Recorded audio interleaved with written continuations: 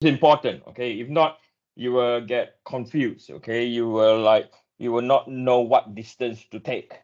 Okay. Now, before I go on any further, so this is on the longitudinal view, okay? So the next thing that we're going to do is we are going to look at the cross-sectional view now. Okay, we're going to look at the cross-sectional view. So what we have done, we have just completed MZ. Okay, so let's investigate. Is there another moment? Oh, is there another moment? So if we look at the cross-sectional view now,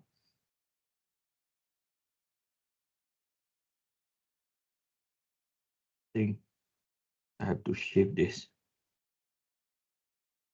Okay, so let's look at the cross-sectional view now.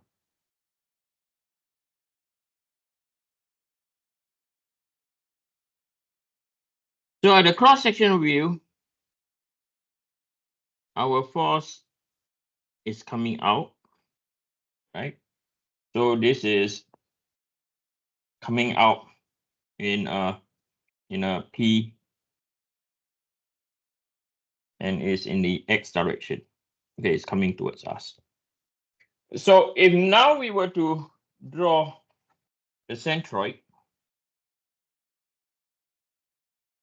okay, we just sketch. For now, we just sketch. Okay. Later on, we need to find the exact location. So this is just a sketch.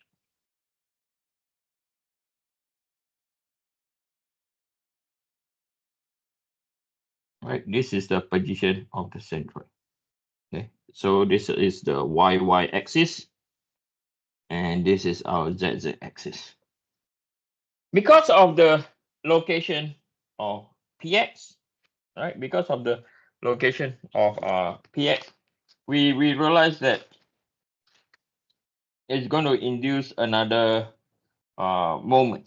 Okay, we're going to induce another moment. So one of the moment from px is going to induce a moment, right? So this is going to be our moment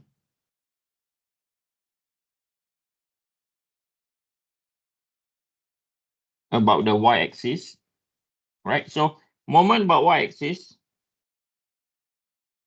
is equal to px multiplied by 0.15, right?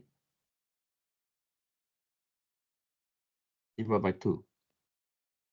Okay. So there's another moment due to py, and then we are aware, we know that there's a moment in z.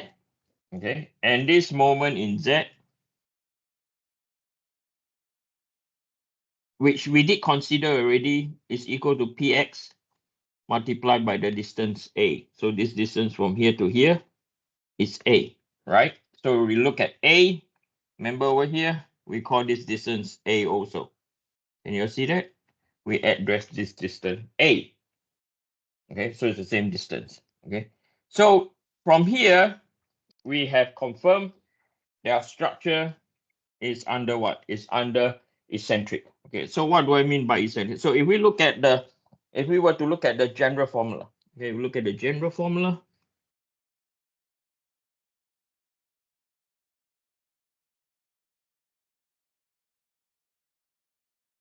For non-sandwich material. So we know that stress X is equal to Px over A. And we know that it's going to induce a tensile positive. And then the other two, we don't know. So plus or minus y over Iyy multiplied by z plus or minus mz over Izz multiplied by y. Okay, so this is the formula. This is the general formula for non-sandwich material. Okay, so now if we look at a sandwich material,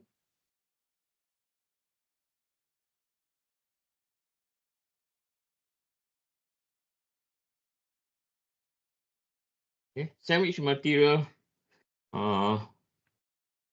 Now it changes. So now Px, it will be equal to Px over E2 over E1, right? So E2 over E1 minus multiply by A1, right? Plus by A2. So you have seen this before. Okay, so this is from last week, right? We talked about axial loading of a sandwich material, right? So over here, so E1 over E2 is for, so this is for material number 2, right? So we go down here, this is stress X for material number 2. It's equal to Px E2 over E1 A1 multiplied by A1 plus by A2, then plus or minus, okay? So we are looking at, I think I like stress X material number 2. So this will be N material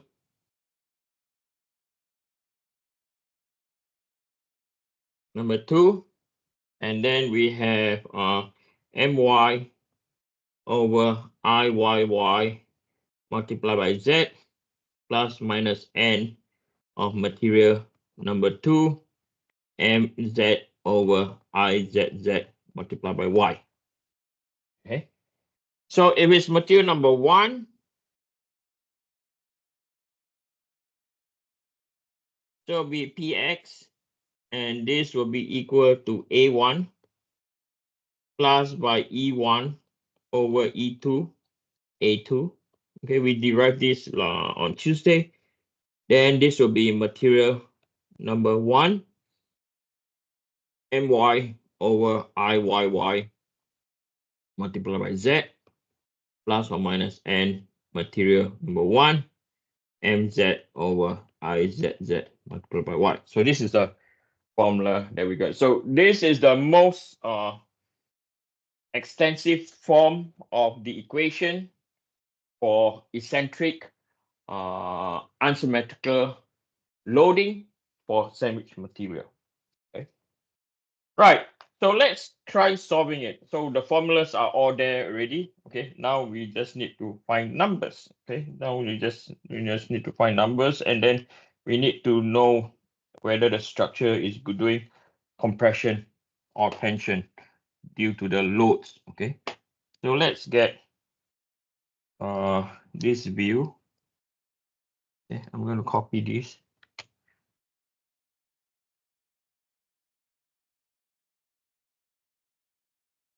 Right. So the first thing we're going to do, so this is our A, right? We're going to determine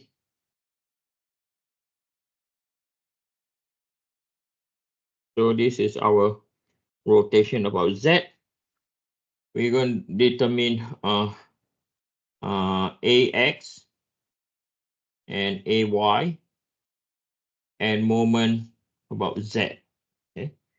So we know that AX and we also know this is our AY. Okay, or I will draw AY at this position.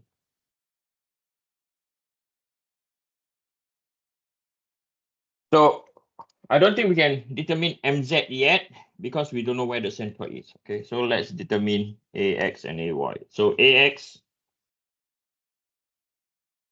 is equal to 10 times 10 to the power 3 cos 60. Okay, so 10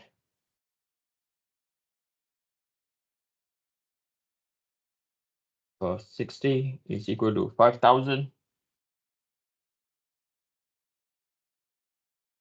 Okay, 5 to the power 3 Newton. And then AY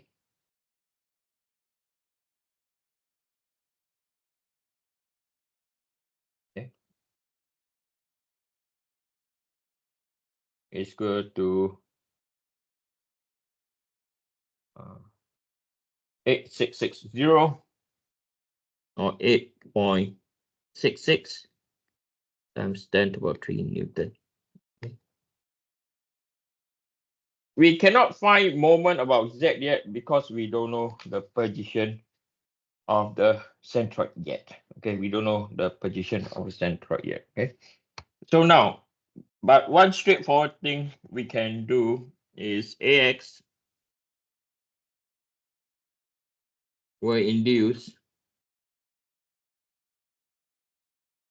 and XL will induce normal stresses.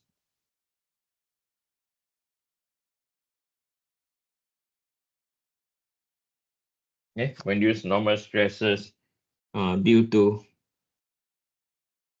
axial loading. Okay, so now we look at the cross-sectional view.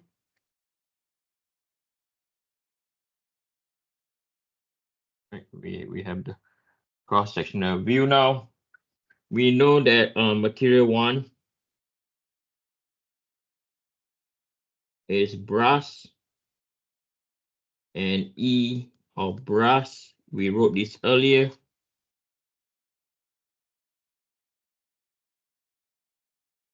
is equal to, I forget what is it now, 104 times 10 to the power 9 Pascal. And material number 2 is made of steel, and E of steel is equal to 200 times 10 to the power 9 Pascal. So we want to find the stress X, right? We want to find stress X for brass. Okay, so material 1 is brass. Okay, so if we were to write, so this will be px, right? So divide by we are going to have the area of brass plus by Young's modulus of, so for brass, Young's modulus of steel over Young's modulus of brass multiplied by the area of the steel, and then we close our bracket. Okay, so px will be equal to 5 times 10 to the power 3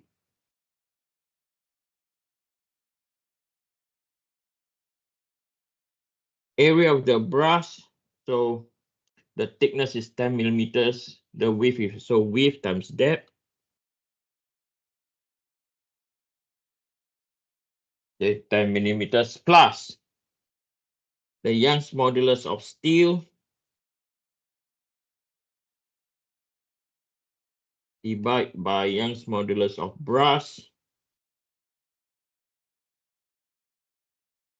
multiplied by 10 times 10 to the power 3. And then because this is 10 millimeters, the distance from here to here will be 290. Okay, so width is 10, depth is 0.29, or time 0.01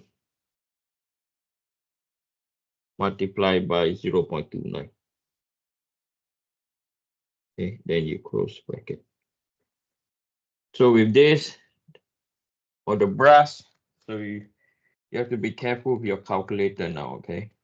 Times, so 200 divided by 104 times by 0.1 times by 0.229, okay? Plus by 0.15 times by 0.01. And you have 5 power 3 divided by, so I have a value of 0.707 times 10 to the power 6 Pascal. Let me do it again.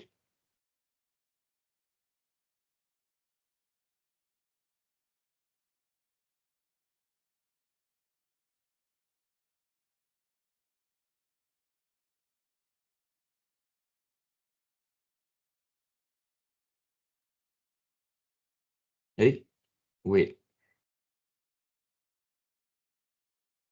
29. Sorry, I better write this properly. It looks 4.